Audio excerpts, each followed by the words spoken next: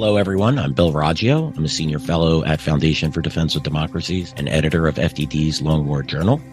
This is Generation Jihad, the podcast that covers all things in what used to be known as the global war on terror, but we now call the Long War.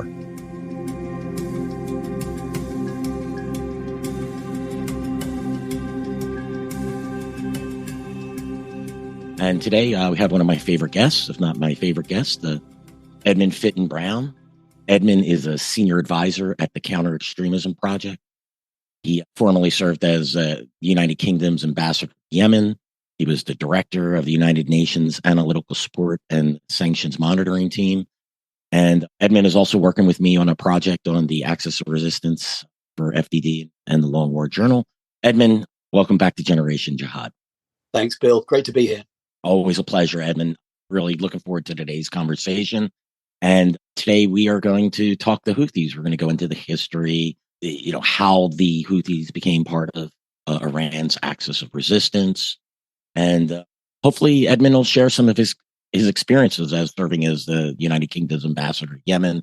And I know Edmund's had some interactions with the Houthis. So really looking forward again, Edmund. So let's just dive right into it. Absolutely. Yeah, let's do it. So the Houthis, their formal name is Ansar Allah, or Army of God. What are the origins of this group? I mean, I think nobody really knew what the Houthis were until it started launching, except for those of us that are, neck deep in it. People are familiar with Hamas and they're familiar with Hezbollah, but, groups like the Iraqi militias and particularly the Houthis in Yemen, really have been flying under the radar, but they've elevated themselves in Iran's axis of resistance. So what are the origins of the Houthis? Absolutely, Bill. And it's a really important question, because one of the things that you occasionally see happen in the mainstream media is people mistaking the Houthis for Yemen, the country. And it's really important that we do not allow that sort of mischaracterization to take root. The Houthis are a militia, an extremist religious militia that has taken control of a significant part of Yemen, including the capital, including the whole of the north of the country, including most of the Red Sea coast. And within that area, although it's the minority of the surface area of Yemen, it is actually the majority of the population of Yemen. So they control a lot of significant real estate and human capital, but they are an illegal occupation of the capital. They are not recognized as the government of Yemen, and there is an internationally recognized government of Yemen that is sitting in the southern port city of Aden. So really important to make that point initially. Now, this south-north point, of course, goes to the identity of the group. And as you know, Yemen was, in fact, for a period, was divided into two countries. You had the South Yemen, which was also known as the People's Democratic Republic of the Yemen, which was broadly aligned with the communist countries. And you had North Yemen, which was the Yemeni Arab Republic, and that was the northern part of the country, and was sort of Arab nationalist, I guess, in its orientation. Now, there's an important sectarian division within Yemen, and that is between people who are, if you like, mainstream Sunni Muslims, and this is the majority of the population, and this is the Shafi'i sect of Sunni Islam, and that sect is represented everywhere in the country, but most extensively in the south and the east of the country. And then you have a minority sect called the Zaydis. And the Zaydis are not exactly Shia, in the same way that the Alawites in Syria are not exactly Shia. But they are regarded often as being somewhere along the spectrum towards Shia Islam. And it's not a wide gulf between the Shafi'is and the Zaydis in terms of religious practice. And in better days in Yemen, it used to be that there was really not that much awareness of the sectarian divide. There was a lot of mutual accommodation between the two sects. There was a lot of intermarriage, and there was even worship in each other's mosques. So, Yemen was historically quite tolerant in terms of its religion.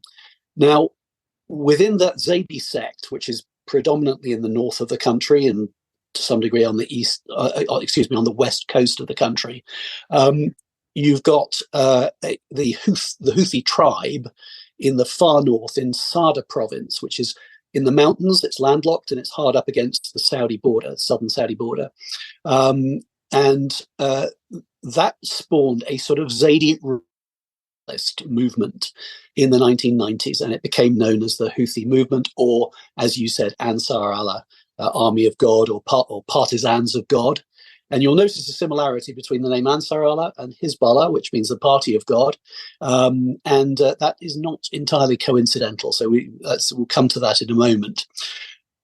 Initially, though, you've got this sort of a kind of people who were saying we are the chosen people, we are the heirs of the ancient imamate of Yemen, we are the natural rulers of Yemen, and that sort of Zaydi revivalism, although some people characterize it in the 90s as having not been particularly violent, it was always at its heart very exclusive and very aggressive, and it was always right from the outset influenced by Lebanese Hezbollah, and indeed both Nasrallah and Fadlallah had some involvement in providing instruction and inspiration to the Houthis in the 1990s.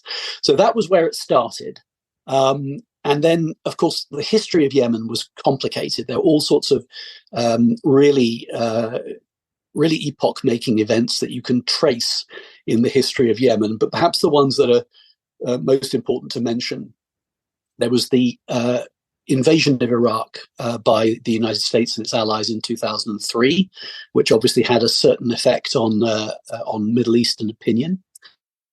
And it was about that time that the Houthis first started to use their so-called scream. And the scream is, of course, God is the greatest, death to America, death to Israel, a curse upon the Jews, victory Islam. And bear in mind that the longtime leader of Yemen at that time, Ali Abdullah Saleh, who was himself a Zaydi, so there was no sectarian division between him and the Houthis, but he saw the Houthi revivalist movement as being an opposition to his government, and it was indeed sort of set up in opposition to Ali Abdullah Saleh's way of doing business.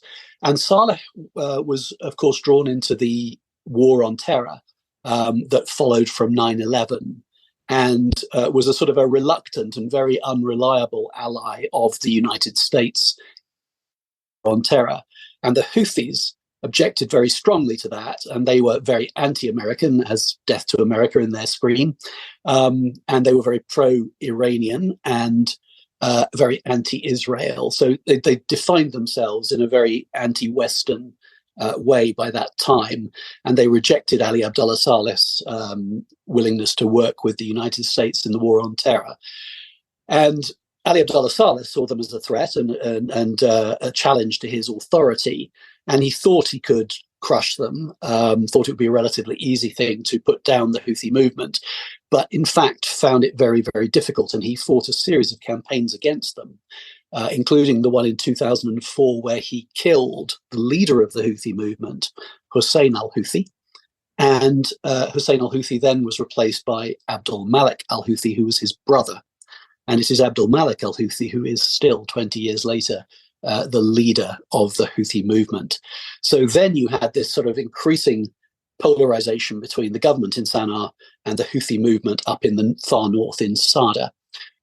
But as you know, the next sort of epoch-making moment in the Middle East was the Arab Spring, which started to affect Yemen in 2011 and led to the fall of Ali Abdullah Saleh. And Ali Abdullah Saleh was replaced, but he was replaced by a southerner, President Hadi, who was then president for quite a long time, but is no longer. President Hadi, being a southerner, that was a change in Yemen. To have a southerner ruling from Sana'a was itself very much unwelcome to the Houthis, who had this sort of northern chauvinism, this Zaydi chauvinism. They didn't want a southern Sunni governing the whole country. And Ali Abdullah Saleh himself, although he stepped down reluctantly. And all of a sudden, we saw that despite all of the bad blood between them, he forged an alliance with the Houthis at this point. And that was crucial because the Houthis, although they were taking part in the National Dialogue Conference, which was aimed at producing some kind of stable political settlement in Yemen that would help the country to function more, more to cater for all of the population of Yemen and to produce a more stable form of government under Hadi's leadership. But the Houthis were also in the process of gradually taking over the northern provinces of Yemen and preparing for a national assault. And it was when they formed their understanding with Ali Abdullah Saleh, to whom many of the army were still loyal. They sort of still saw him as the leader. He'd been the leader of Yemen for such a long time that when Ali Abdullah Saleh sided with them, it gave the Houthis access to a lot of military bases. So as they advanced southwards, basically a lot of the military bases sided with them or didn't oppose them. And poor old Hadi found himself, sort of president, but without control really over the whole of the Yemeni army, and sort of at that point at the mercy of this virulent movement south. And the Houthis took Sana'a, and they did arrest Hadi, but he escaped, and he was able to get down to the south and to resurface in Aden on the south coast.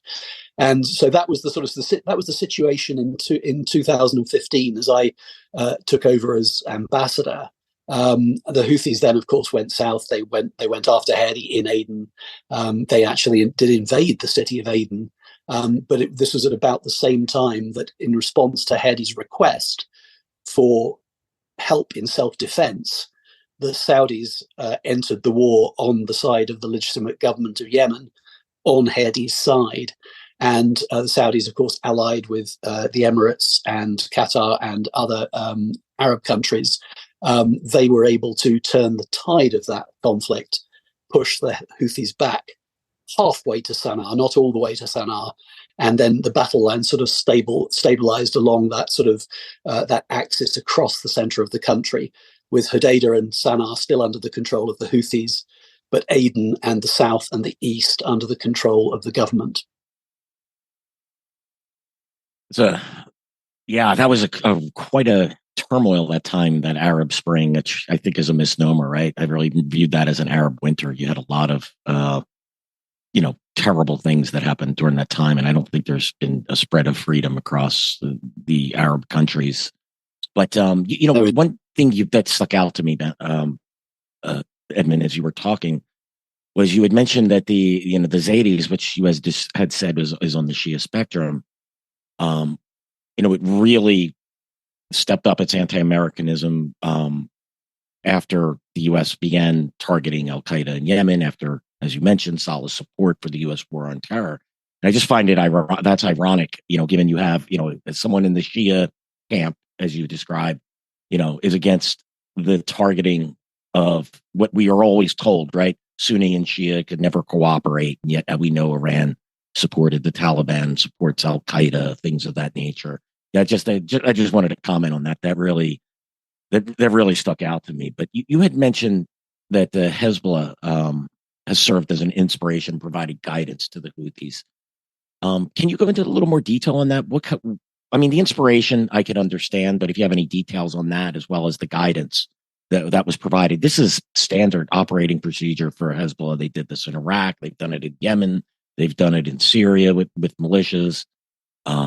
It's Iran's, pet proxy has really been a force multiplier in spreading the Iran's, Islamic revolution. Absolutely, yeah. And Iran has always understood the importance of Hezbollah and the fact that Hezbollah gave them influence in, and now one could almost say control over, one of the Arab countries in Lebanon. And in the 1990s, as I said, the inspiration of Hezbollah to the Houthis was fairly obvious. It was, sort of that kind of revivalist movement, that sort of Shia extremist movement on some level. And at that time, you had both Fadlallah and Nasrallah get involved in providing instruction and guidance and inspiration to the Houthis. And then I would say that sort of, so a movement that was already defining itself as a militia within a state, a movement that would seek to promote the interests of its own sect. It wasn't absolutely clear at that stage. As I said, Saleh himself was a Zaydi, so not entirely clear that would necessarily lead to an alignment of Yemen with Iran. But things got accelerated after 2001 and after 2003, those two sort of, ground earth-shaking events of 9/11 and then the invasion of Iraq. And so then you see that develop further.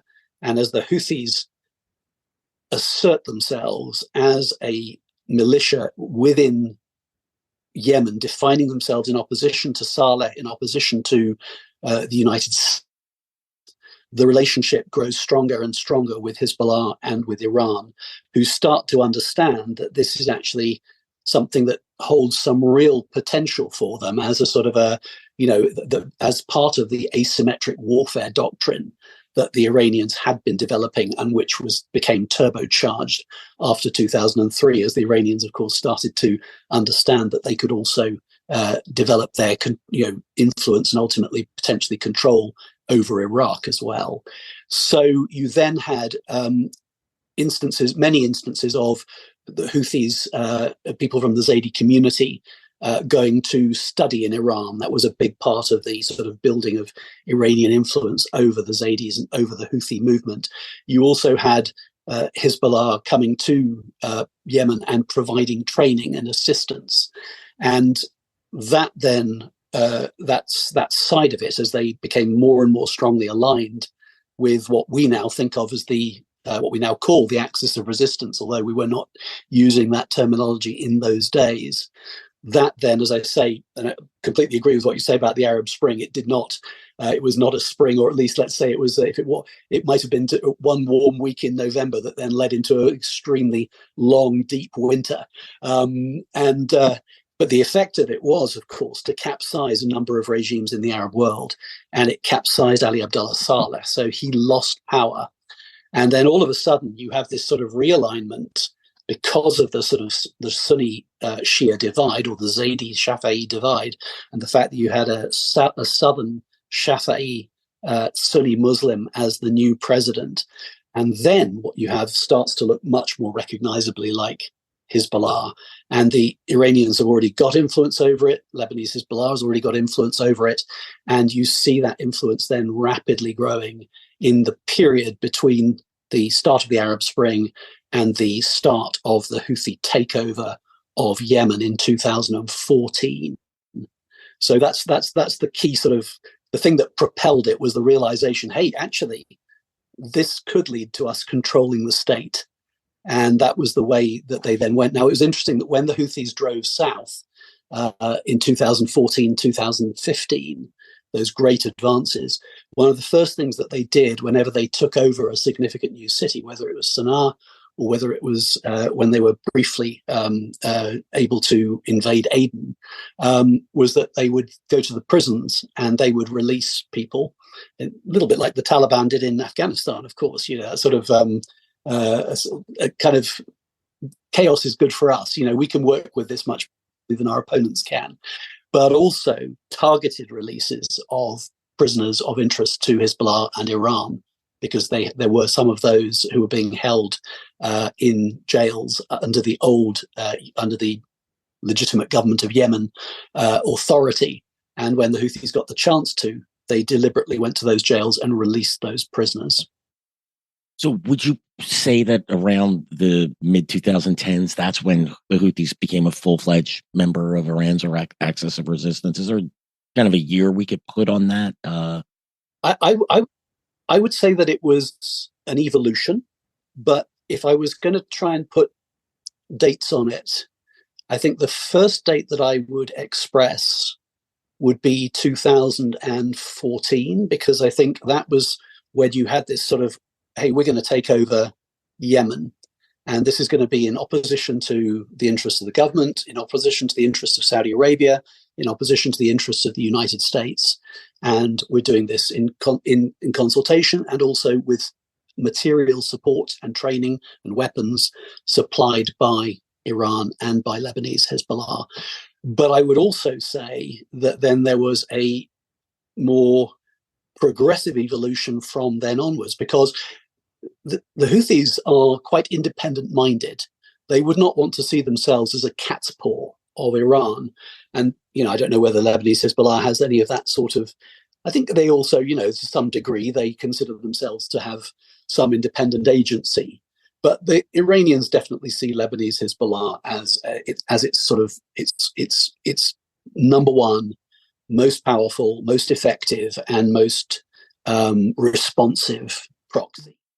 And I think that the Houthis would have been regarded, at the time, sort of 2014, 2015 time, they would have been regarded as being very difficult to control and, very independent-minded, capable even of, acting against Iran's interests if they felt that they were being pushed around too much. But then you have a long period of evolution when the Houthis are sort of essentially having been contained and pushed back by the Saudi-led alliance with the government of Yemen. They are then very reliant on what support they can get from their allies.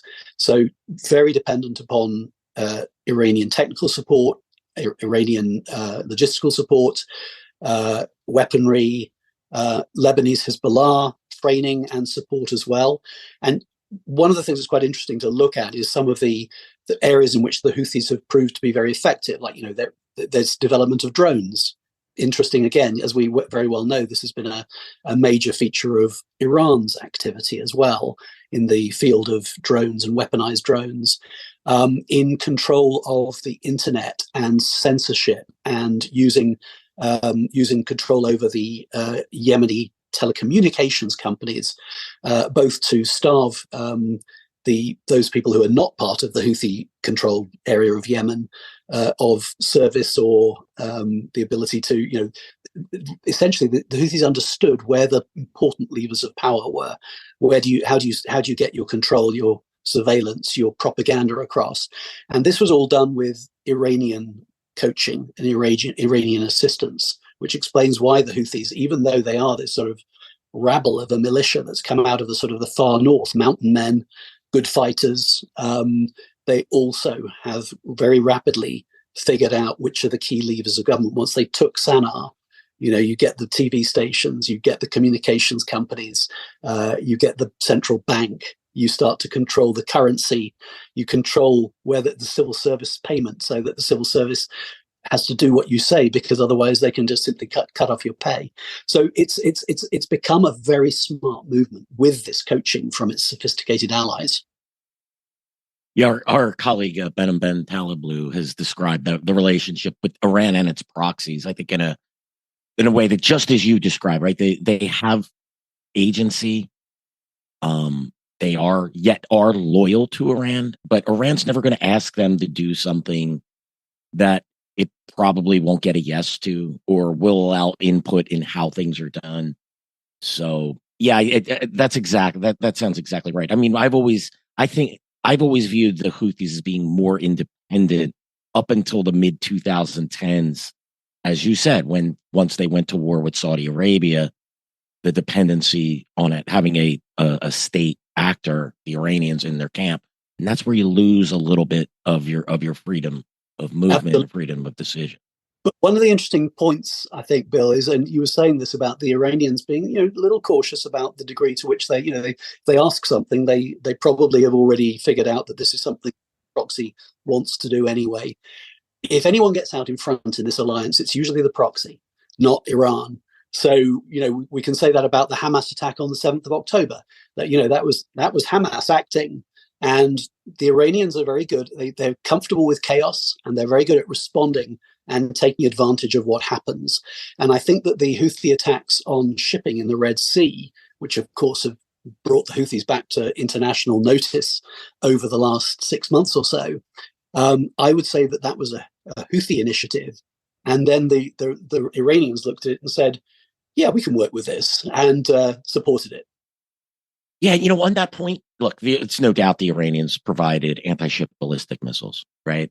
I don't know the degree of the Houthis' own development of drones. I'm sure they probably had support from the Iranians, but it's possibly they've done some of that work themselves. So, so that capability is there. The Iranians are giving them that capability to use it. So even if the Houthis picked up that ball and ran with it, the Iranians knew it's a possibility and a likelihood. It could have been strategized between the two.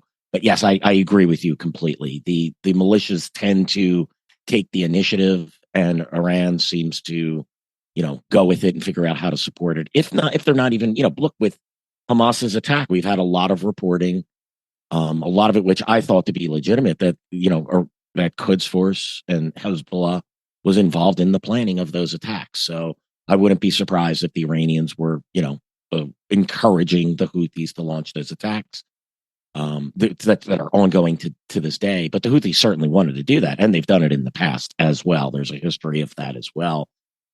This isn't the first time the Houthis have gone after international shipping. It's just it hasn't occurred to this degree and this intensity.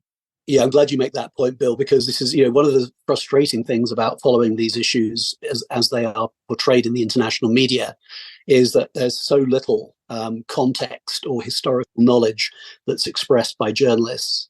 And so the Houthis are able to get away with this story that the reason that they're doing this is because something has happened in Gaza. And the reality is that the Houthis have been illegally interfering with the safety of shipping in the Red Sea ever since I was ambassador. This has been going on for 10 years. I think 2015, I believe, was the first year. It might be 14, it might be 16. As you said, that's a decade now of experience with this. Yeah, that's I don't want to get too much in. I don't want to be perceived as media bashing here, but I see this a lot. Al Qaeda is resurgent in X. The Islamic State is resurrect. Like you see these, and I'm like, go ahead and Google that headline over the last 20 years in the same locations, right? Groups just aren't resurgent, 7 times over the last 20 years. They're still there. There's just ebbs and flows, as we like to describe it as. So, and that's, that is, you're exactly right on the Houthis. It's not like, oh, all of a sudden the Houthis just wanted to interdict shipping because of a war in Israel. No, they've done this in the past. They've been hostile to the U.S. and Israel in the past. You read the death to America, death to Israel, kill all the Jews, right? Glory to Islam. I'm paraphrasing their slogan. That began in 2003, as you noted.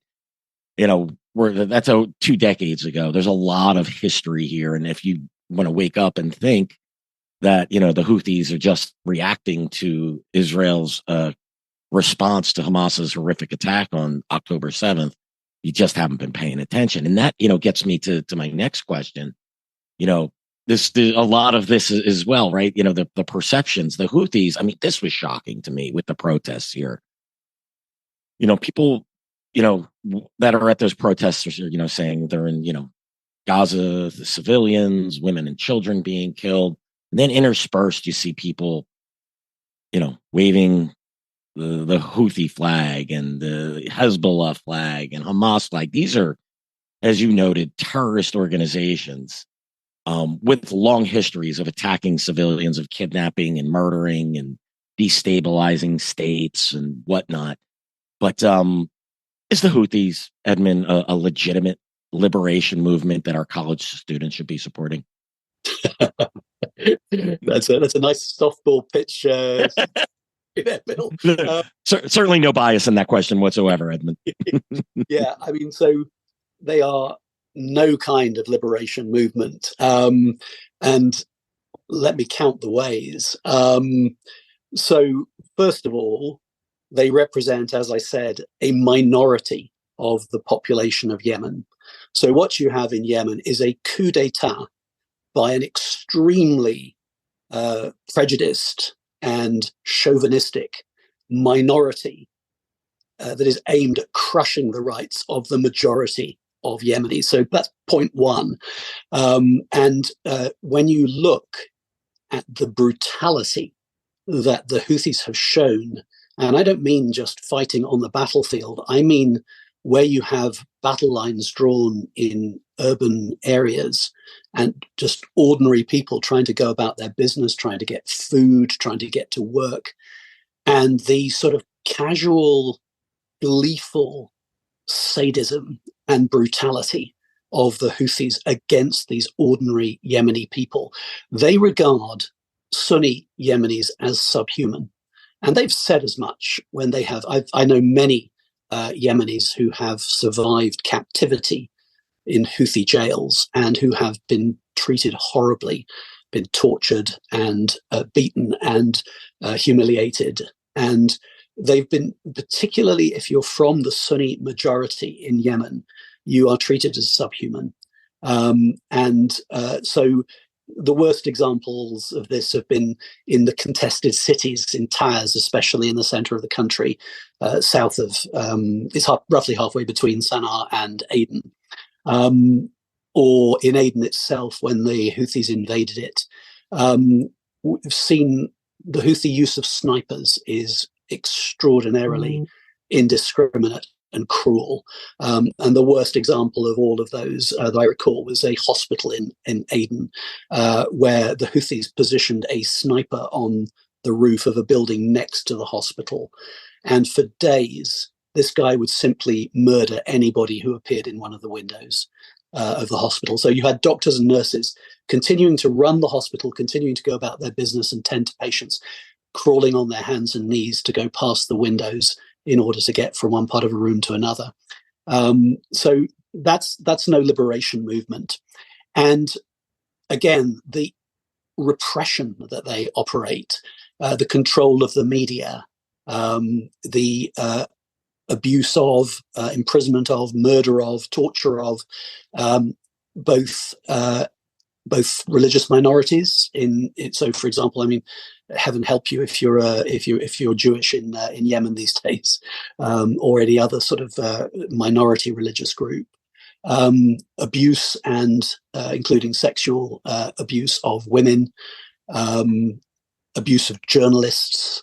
This is an extreme sadistic totalitarian coup regime that has taken hold in Sana'a.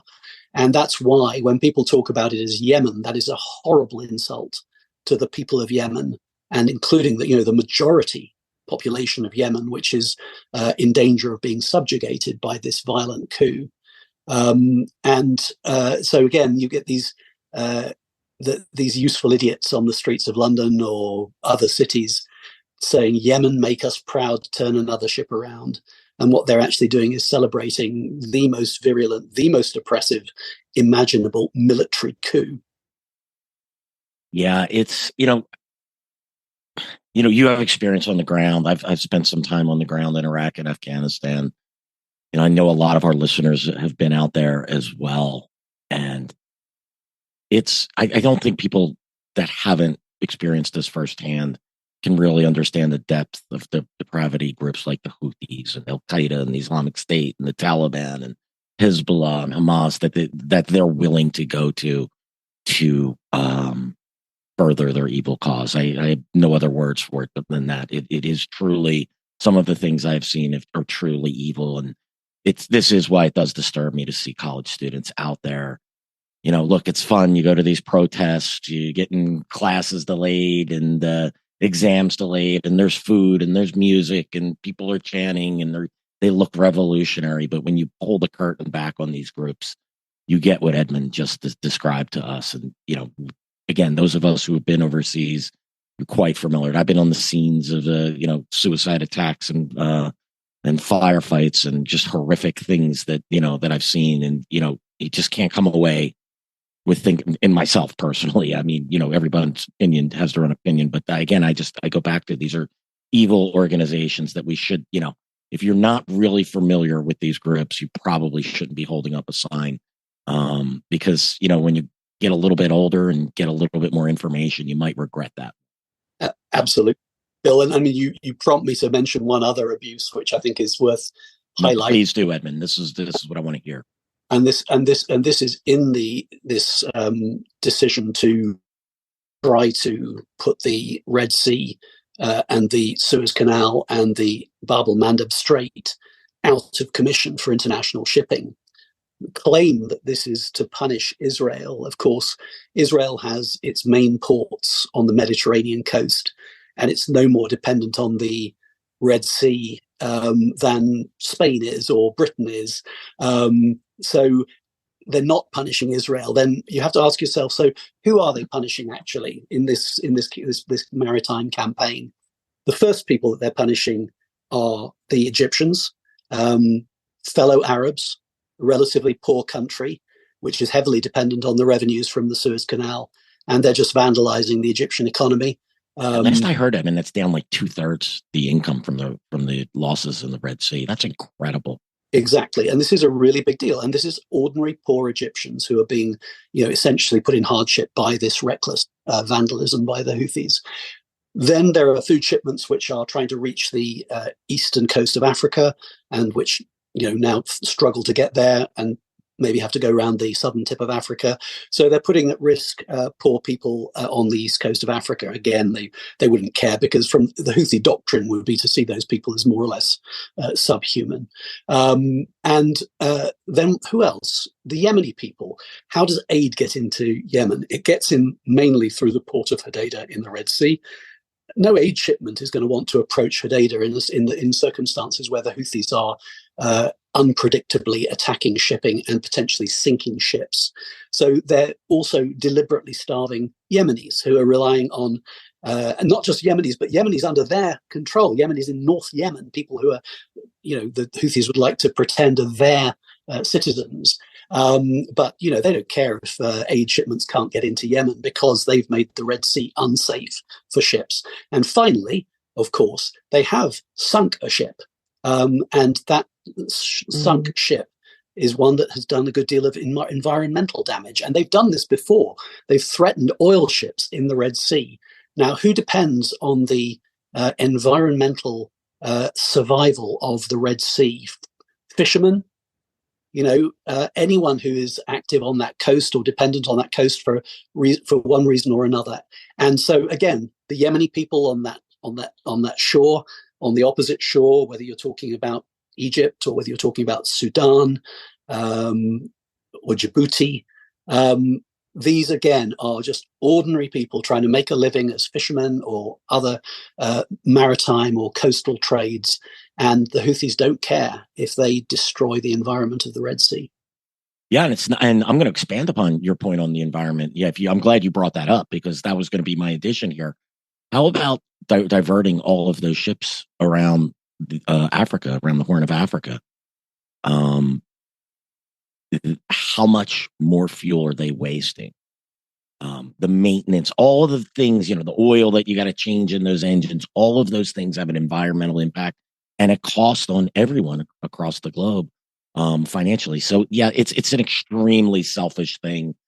I'm going to guess, and look, I love the outdoors. I view myself as an environmentalist. I hike through the woods and ride my motorcycle and pick up trash all the time, and try to keep things clean. So I'm guessing a lot of people at these protests consider themselves to be environmentalists. Well, you're aligning yourself with people who have zero concern about the environment. And you said it best. I mean, these groups, they pretend to care about these people. The Taliban pretends to care about it cares about staying in control so it can inflict its harsh version of Sharia. It doesn't care if Afghans are starving, or if they can't make a living, or if they don't have homes. These groups are all about power. And it is ironic. I don't want to get into a big thing on the protesters here, but it's just something we watch this, and knowing about these groups, it's concerning to see, particularly our youth, who really frankly aren't educated on this subject, to side with monsters. And it's something I do hope changes in the near future. I agree. And I mean, just to finish on that point, we've had a lot of sort of, LGBTQ for Palestine stuff. And, it hardly needs you or me to say that if you are LGBTQ in Gaza or in Houthi-controlled northern Yemen or in Iran, that you have no rights. And in fact, your life would be at risk, if not forfeit. And as for Greta Thunberg, who was most recently seen contributing to the intimidation of the Israeli participant in the Eurovision Song Contest. I don't know whether she has explicitly declared herself for the Houthis, but I would guess that her position on Israel makes her probably part of that whole pro-Hamas, pro-Houthi movement. Where are her environmental credentials in this respect? Yeah, it's. I have a lot to say on that. I think we'll hold that for another day. I mean, this is just, it really is mind-boggling to see our youth being poisoned, and I have no other word, by these. Again, these groups are horrific groups. You say shooting doctors and nurses in a hospital. I mean, it doesn't get any worse than that. I've seen Al Qaeda and the Islamic State used mentally handicapped or physically handicapped as suicide bombers, children as suicide bombers. I mean, if that's you want to hang your flag with them, you really need to look at the history of these groups and understand them before you side with them. And I should say, Bill, I'm glad you mentioned children, because again, this is a particular feature of the Houthi movement: is the militarization of minors. They are hugely into this. School parades are all, the scream is obligatory. There's schools where the Houthis are in control, and they are one of the worst offenders anywhere in the world in terms of deploying children. And I mean children. I don't even mean, minors of 15. I'm talking about 11 and 12-year-olds in combat roles on the battlefield. Yeah, this is something the, Islamist terror groups really enjoy doing, is indoctrinating children. This came up in a conversation I had recently. Turkestan Islamic Party. We've seen it with the Islamic State. We've seen it with Al Qaeda. We've seen it with, the African groups, or all of them are big on this. Just add Houthis to that list. You just can't jump on the bandwagon of groups. There's so many things to the boxes checked that would tell you no. Maybe they're not the liberation movement that you think they are. Edmund, let's this is what I'm hoping you could share some of your experiences with me and the audience about your time serving as the United Kingdom's ambassador to Houthis. What did you learn? What did you learn about the Houthis? Do you think there's a prospect for negotiating a real settlement with the Houthis and the existing government? Yeah, I mean, they're very difficult people to negotiate with. Of course, I did, because that was part of the job, and I can remember having some sort of very minor tactical successes, but nothing that ever really would have changed the character of their organization. The first time that I was doing this was very early in my time as ambassador, before the first peace talks took place between, at least theoretically, between the government of Yemen and the Houthis in Geneva in June of 2015. Now, that happened, but the two sides didn't actually manage to meet in Geneva. It was just the feat of getting both sides into the same city at the same time. That was the beginning of the peace process with Yemen in June 2015. Now, a couple of months before that, the Houthis were not talking to the Americans. And that was just an oddity of the history of the departure of both the British and the American embassies from Sana'a. The Americans were not talking to Houthis at that time, and the Houthis indeed had tried to kill, or at least they'd opened fire on American diplomatic vehicles. So there was a very, very tense and adversarial relationship, understandably, between the US embassy and the Houthis, whereas the Houthis had sort of a deconfliction type dialogue going with the British embassy at that time. And that then carried over. It was important, if we were going to get the Houthis and the government of Yemen together to talk peace, it was very important that the Americans had to be talking to the Houthis. There had to be a contact there, because otherwise, the Americans are always the most influential partner on the Western side, and if the UN is going to have real muscle in negotiations, it needs to be properly joined up with the UN, with the US. Sorry. So my first experience was of going to Muscat in Oman, where the Omanis brought me together with a significant group of Houthi leaders.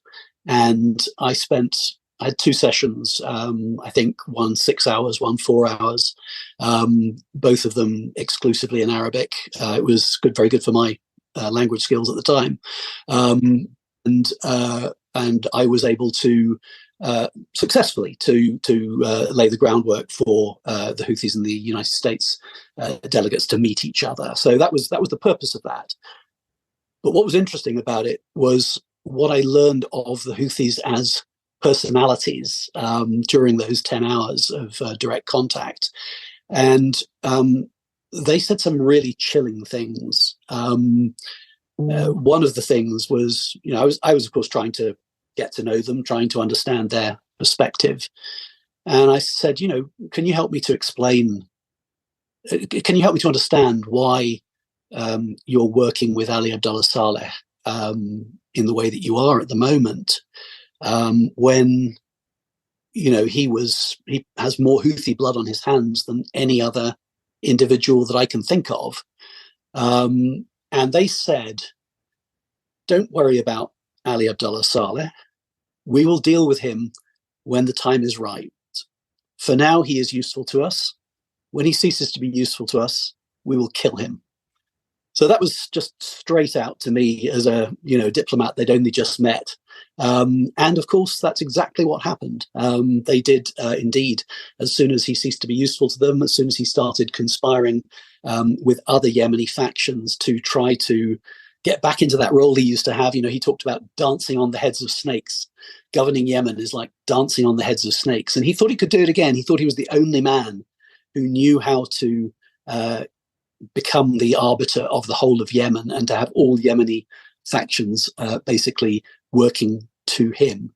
But no, he was wrong about that. And as soon as he moved against them, they found him and caught him and killed him. So that was pretty eerie when it happened, because I'd had it forecast in such blood-curdling terms. And then the other thing that was really striking was, I said to them, look, people are going to need to work together. You're not going to be able to control Yemen by force. You represent a minority of the population, and you're aligned against not just the legitimate government of Yemen, but also its backers. It's got Saudi Arabia on its side. It's got other significant Arab countries on its side. Why? Surely you need to negotiate. You can't. You're not going to be able to win. And they said, no, we will win. And I said, well, how do you figure that? And they said, well, we will win because you care and we don't. And so I sort of asked them to unpack what they meant by that. Mm. They said, the international community cares about the death of Yemenis. It will worry you. It will worry your populations. You will not be able to tolerate the shedding of the blood of Yemeni civilians, but we will. We don't care how many Yemenis die. Eventually, you will come to us and say, enough. That sound familiar, Edmund? Just a bit. Bit. Yeah. I mean, it's almost like it's being read from a playbook. I mean, this is Hezbollah's, this is Hamas, this is the Iraqi. They all operate on the principle that we will back down because these conflicts will become too bloody. That's an incredible insight. Thank you for sharing that with us, Edmund. I really appreciate that. I think this is what people really don't understand about these terrorist organizations. And that is why they are terrorist organizations, right? Because they don't care about having the blood of civilians on their hands. They will fight. They will work to outlast us. And that's really is incredible. Yeah, and it's it comes down to that sort of lack of humanitarian care on their side, whereas we have that sort of strong humanitarian impulse on our side. And there's also the sort of the rule of law dimension of it as well. We are status quo powers. We are not comfortable with chaos. And the axis of resistance, whether you're talking about Iran or Hamas or Hezbollah or the Houthis, they are comfortable with chaos. They do not believe in the rule of law. And that gives them what we might consider to be an unfair advantage in terms of negotiation and putting pressure on. Now, I should mention that later on, of course, we had those talks I mentioned in Geneva, not between the government side and the Houthi side. They didn't meet, but of course, we were energetically talking to both sides, trying to persuade them to meet. Eventually, we got the two sides to meet at a subsequent round of peace talks in Switzerland later in 2015. And then the big peace talks that took place in Kuwait in the spring and summer of 2016. That was interesting as well, because for that, everybody decamped to Kuwait. So there's a big Houthi delegation there, big government delegation, and all of the UN was there as the principal facilitator, and all of the like-minded countries that were supporting peace talks, supporting peace in Yemen. And that was actually a very wide-ranging group. We called ourselves the G18, the group of 18 ambassadors. So I was one of them, but of course the US ambassador was also one of them, the French ambassador, Saudi ambassador, Emirati ambassador, Turkish ambassador, Egyptian ambassador, Japanese. I could give you the full list, but you get the point. It was actually the two I should mention that I didn't mention were the Russian ambassador and the Chinese ambassador. So this was a genuinely international effort, because at that time, people were generally saying, look, peace in Yemen is desirable. It's that is in the interests of all sort of sensible countries, not Iran, sure, but in the interests of all sensible countries. And at that time, certainly Russia was not into a sort of, a nihilistic chaos suits us sort of mode. They were happy enough to sort of be involved as participants in encouraging these peace talks. And we ended up spending weeks and weeks, it was a couple of months, in fact, closeted with the delegations, including with the Houthis, and in multiple dozens of meetings where everyone was present, all of the facilitators, the UN, the Houthis, and the government. And so I got to see the Houthis for a very long time, very close quarters during that period, and got to know some of the figures on the Houthi side. And again, they were just extraordinarily difficult, uncompromising negotiators. Now, there was one honourable exception to that. The head of the Houthi delegation, their chief negotiator and chief spokesman, was a guy called Mohammed Abdus-Salam. And Mohammed Abdus-Salam is still the chief spokesman of the Houthi movement, and you'll see him regularly featured in sort of specialist news about Yemen. You'll see mentions of him, and he's been involved in the peace talks and negotiations and as spokesperson really ever since. And in Kuwait, we got to a peace agreement. Now, it was not a good peace agreement.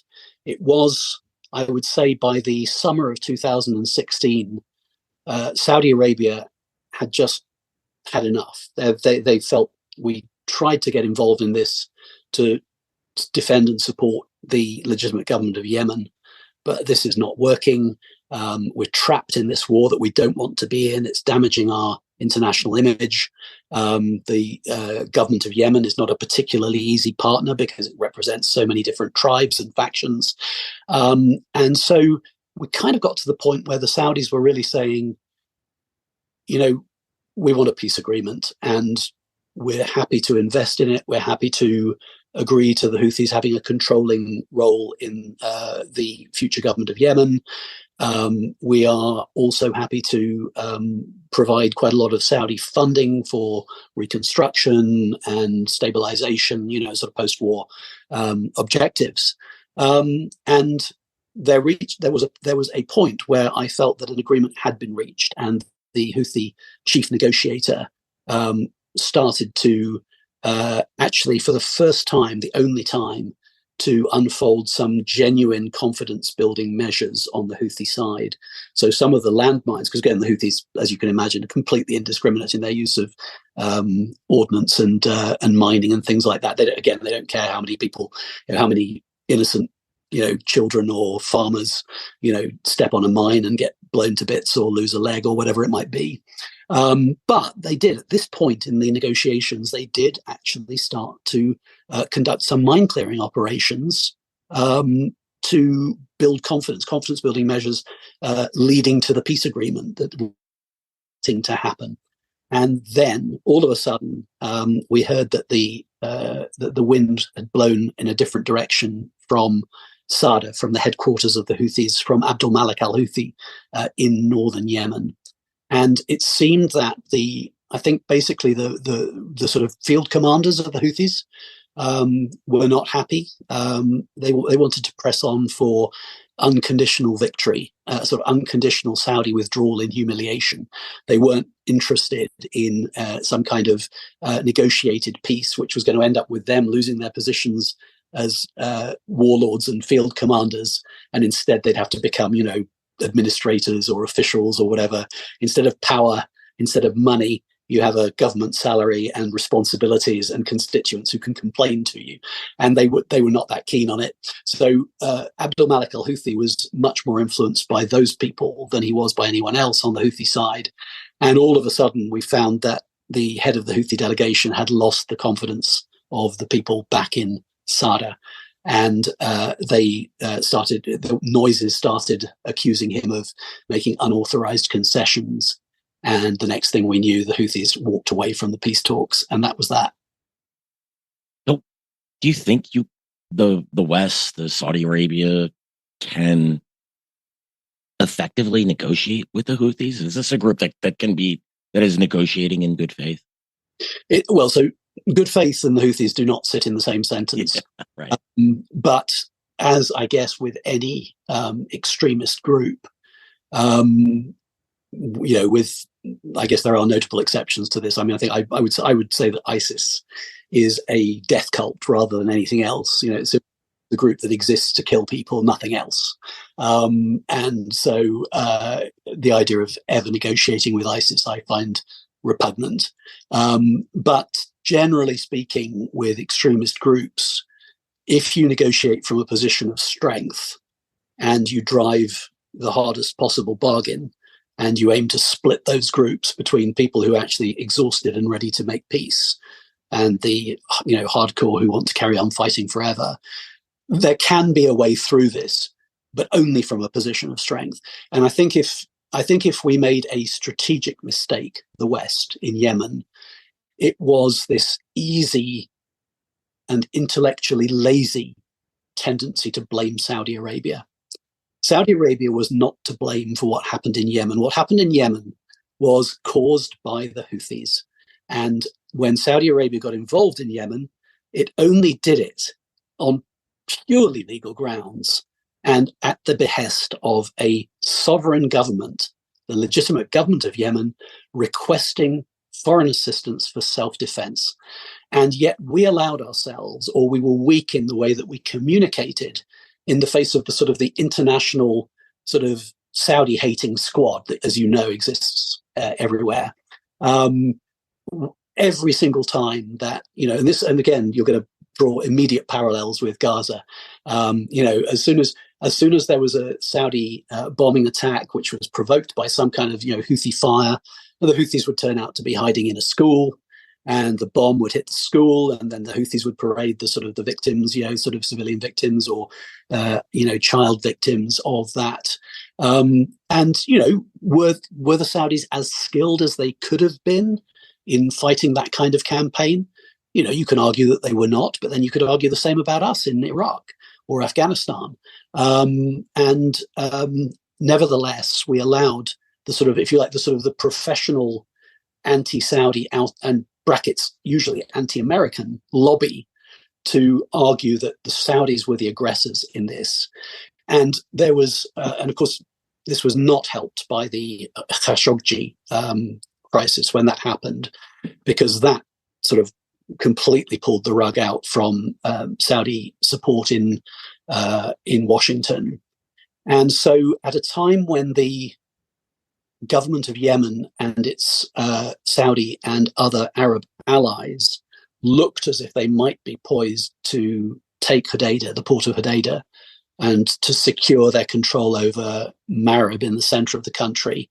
In other words, not necessarily to win the war, but to push the Houthis back to the most compressed, that they had been, and to compress or even destroy their Red Sea control. If they could potentially have been pushed right back from the Red Sea, if they'd lost Hodeidah and then lost the control that they had to the north of Hodeidah, it is possible that we could have forced a peace process from a position of strength. But we didn't have the staying power, and there was this constant lobby in the West against associating ourselves with what was seen as a Saudi military campaign. And so that was the very moment at which that sort of campaign to prevent a military push against the Houthis was at its loudest, and probably the moment at which the Saudis really lost the will to try and prosecute the campaign. Yeah, I mean, look, I'm no fan of the Saudis for various reasons, going back to 9/11. However, that doesn't mean they were wrong here, and that lobby. I think that's part of the lobby that we're witnessing today with campus programs. I agree. Right? I agree. These are not isolated incidents. Yeah, absolutely. So I mean, to answer your question, I think, you can potentially, it's very hard to imagine a future in Yemen from which the Houthis are entirely excluded, because they simply represent too large a portion of the population in the north. And, they also have, so much proven ability to resist. But Yemen is ultimately going to need some kind of, very carefully designed constitution that guarantees the rights of the various regions of the country and vests relatively limited authority in the central government in Sana'a. And the Houthis will have to be, on notice that, if they raise another aggression, that they would be opposed. So I think it has to be from a position of strength. I certainly agree. I mean, negotiating from a position of weakness I think we saw what happened with Afghanistan when that occurred. Recently, the vice chairman of the Joint Chiefs of Staff, Admiral Christopher Grady, he had made a comment about the situation in the Red Sea and the fighting there. So this was his quote publicly: "The solution is not a military solution." Is this helpful? Is this signaling to the Houthis that we're willing to do what's necessary to stop that? Or does statements like this encourage groups like the Houthis and Hezbollah and Hamas and Iran? Yeah, I mean, I do not subscribe to that statement. I think that statement is both incorrect and unwise. And one of the main things that tends to happen in these conflicts, and you mentioned Afghanistan, is that we simply get outlasted. But we have military forces for a reason, and as I think you and I have often discussed in the past, the ability to hold on in Afghanistan and hold the ring and to provide the necessary military support that would have prevented the Taliban from taking over in 2021, that ability was absolutely in our hands. There was a solution that was being offered by the US commander in Afghanistan at the time that would have prevented the Taliban takeover. Now, we don't want to get into Afghanistan. That's off the Please, topic, no. God, no. Please, let's not do that. but the lesson that our adversaries are drawing from Afghanistan is that they can always outlast us. And that was very much explicit in what that Houthi said to me about, in the end, we don't care and you do, and in the end you will come to us and sue for peace. And that was implicit in that was, A, you can't stand the casualties and the sort of the bloodiness of the conflict, and B, you don't have the staying power, and we do. So when we're talking about the Red Sea, there are a number of reasons why I think we have to be absolutely implacable in our determination in the Red Sea. So one of them is that the Houthis have no right to do this. And if we negotiate on this, we're basically saying that the international law of the sea is up for grabs. And that is an unacceptable thing in principle. We simply cannot say that. This is illegal activity by an illegal group, and it has to be countered by all means necessary. And that means it means killing Houthis. It means sinking whatever ships they have. It means destroying their capability to carry out these attacks. And if necessary, it means killing their high command. Because this is not a government we're talking about. We're not at war with Yemen. as I keep saying, we're talking about an illegal military occupation of the capital of Yemen, not the government of Yemen. So we should be far more punchy about this than we are being. I think we have been very, very restrained in our approach to it. And the other reason why we have to prevail in this is because the Houthis and the Iranians have both spoken about extending this campaign outside the Red Sea, into the Indian Ocean and into the Mediterranean Sea. And so there is a clear aggression against the freedom of the seas by the Houthis and by the Iranians. And if they get success in achieving their objectives, because we make compromises and concessions in order to get them to stop doing what they're doing, then you know as well as I do, Bill, just as they were doing this before Gaza, they will be doing it again in the future. As far as they're concerned, this is them with their hand around the neck of the international maritime trade, and they will put their hand back around the neck of it whenever it suits them to do so, unless they are firmly defeated in this endeavor. Edmund, I'm going to say this: the world needs more diplomats like you. You understand the limitations of and the importance, right? I agree. There's way, we have two issues here, right? We have the issue of Yemen and who controls Yemen, and can there be a negotiated settlement?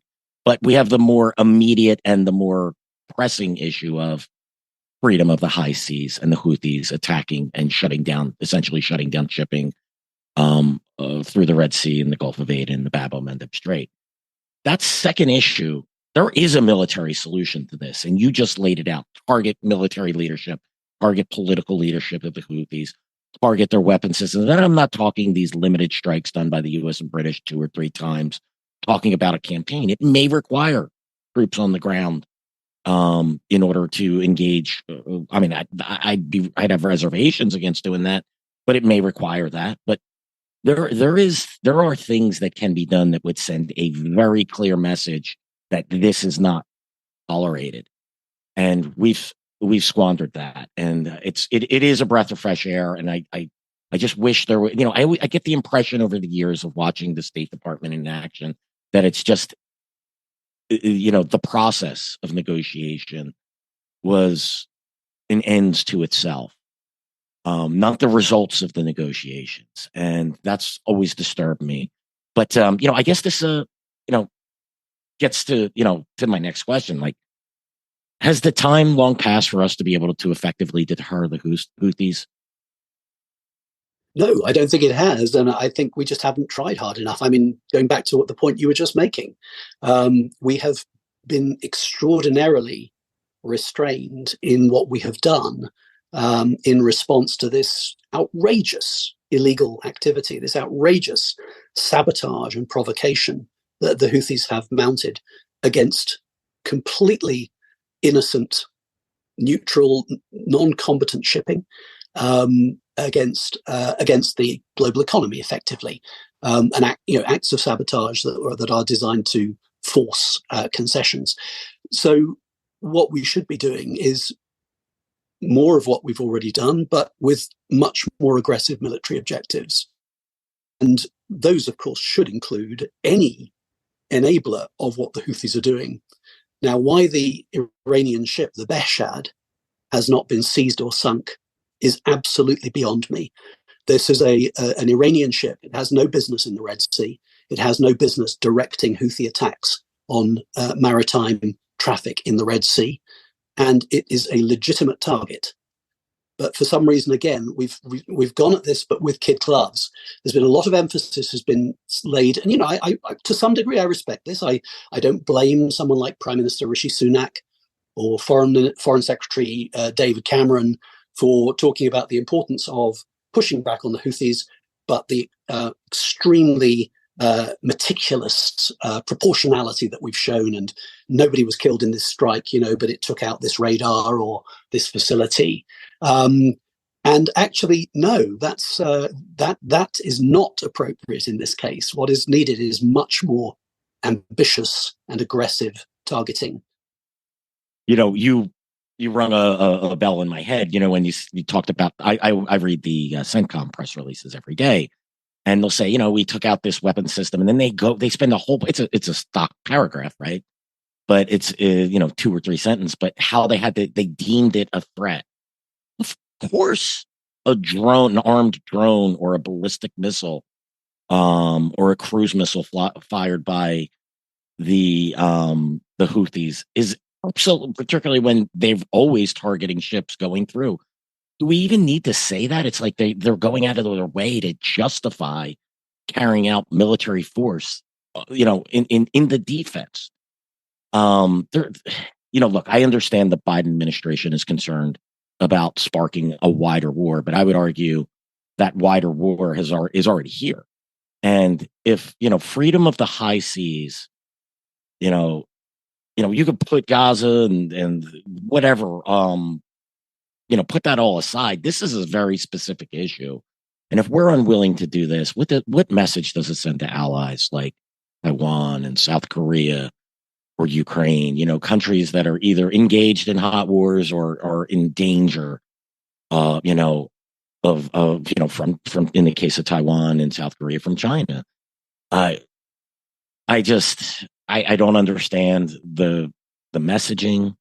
I think this administration doesn't understand how Iran and its axis of resistance operates. Well, the other thing that's really interesting, Bill, I think is, and this is not just about the Houthis, but it is also about Iran and the axis of resistance. I think it's very clear from all of the evidence that we've seen since the 7th of October that Iran, whilst it is an adversary, an enemy of world peace, an enemy of freedom of shipping, a power that has to be confronted and defeated, it remains a rational actor. And that rationality has been very visible in a number of contexts. Now, one of them was when the US personnel were killed in Jordan, and it was clear that the US was going to react. And you may remember a preemptive declaration by Kataib Hezbollah, the Iraqi militia that I think we're going to be talking about on some future podcast. Near future, sure. That they had suspended their targeting of US military, US targets in the region. Now, that could not have been a clearer, gradated move by Iran, saying, "Oh, we pushed forward and we're slightly afraid that we might have gone too far and we might suffer some real consequences. So we're now going to make this little tactical maneuver, which will persuade the other side not to react as sharply as we fear they might." And we've seen the same with the moving of the Beshad ship in and out of the Red Sea and putting it into safe harbor at various points.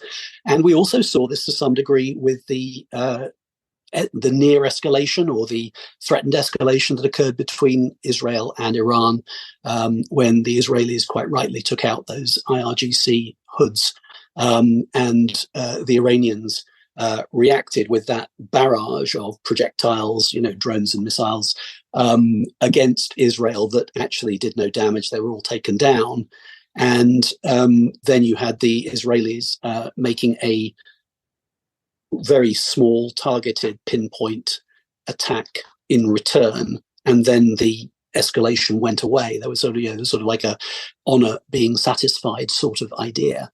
Now, what that all adds up to is the Iranians having a clear sense of what they and their proxies can get away with, and if we raise the cost to them, if actually the cost each time one of these things happens is significantly more severe and targets Iranian interests directly, that is not going to lead to all-out war, because the Iranians are not looking for all-out war, because they know they will lose it. So what we need is just very clearly to send the message by ramping up the consequences to Iran of this illicit aggression, so that they say, actually, that wasn't worth it. We suffered a lot more damage from that than we gained. And at the moment, we haven't got that calculation right. We're being too restrained. Edmund, I couldn't agree with you more. I mean, this is, we fear our actions will lead a widening war. I think our inaction is actually what puts us in threat to it leading to a wider war. And I agree with you. The Iranians, while, supporting terrorist organizations, the history shows that when we take action against them, targeted in a smart way, that they will ultimately back down. If we, I don't want to sit here and say, what could we do to get if we wanted to stop the Houthis, you hit the Houthis hard. You take out that Iranian intelligence ship, the Basud that has been providing intelligence for Houthi targeting. I would even consider Iran likes to attack ships. Maybe Iran doesn't need a navy anymore. Like maybe that's something, you've targeted our ships. This is what it looks like when we target your ship. We could we could go up and down as what the proper response is. The reality is there needs to be a response to force Iran to back down, at the very least on the Houthi issue. That has to stop. I'm dumbfounded. This administration doesn't understand what deterrence is and how to properly deploy it and maintain it. And again, I maintain that risks the possibility of what happens if a U.S. warship is sunk? What happens if, God forbid, a U.S. aircraft carrier is damaged or sinks in the Red Sea or the Gulf of Aden? You think that wouldn't lead to a wider war? Playing defense like we are right now is great until the enemy scores on you, and then all bets are off. Yeah, so. I agree. And by the way, another thing that's worth just mentioning in this context is when the Iranians presume to threaten shipping in the Indian Ocean, they got a very sharp message from India saying, "Oh no, you don't. And if you try to do that, then we will have no hesitation in taking kinetic action to put you back in your place." And what did the Iranians do? They did nothing. They just accepted that they'd been faced down by the Indians. They couldn't afford to alienate the Indians, and they knew the Indians meant what they said. It's like children. They'll push as far as they can push until they're told no. And if they won't accept no, you'd have to escalate until they will accept no. What does that, take their phone away, do this, whatever. There's things that you do in order to achieve the outcome you want, and we just don't want to do those things. I mean, if the Indians can do it and we can't, what does that say about the United States? Edmund, thank you so much for joining us today on Generation Jihad. Fascinating discussion, and we're going to continue these discussions. As you said, we'll talk Hezbollah, we'll talk Hezbollah brigades, the Iraqi militias, and more as we go forward. I'm really looking forward to these conversations, and again, always a pleasure to have you on. Absolutely. Same with me, Bill. Great conversation as always, and looking forward to the next time. Thanks, everyone, for joining us for today's episode of Generation Jihad. Just a reminder, you could follow us on YouTube, Apple, Spotify, and anywhere else you listen to podcasts. Please subscribe to Generation Jihad and leave us a review, preferably a positive one, but only if we earned it. Thanks again. We'll see you all again real soon.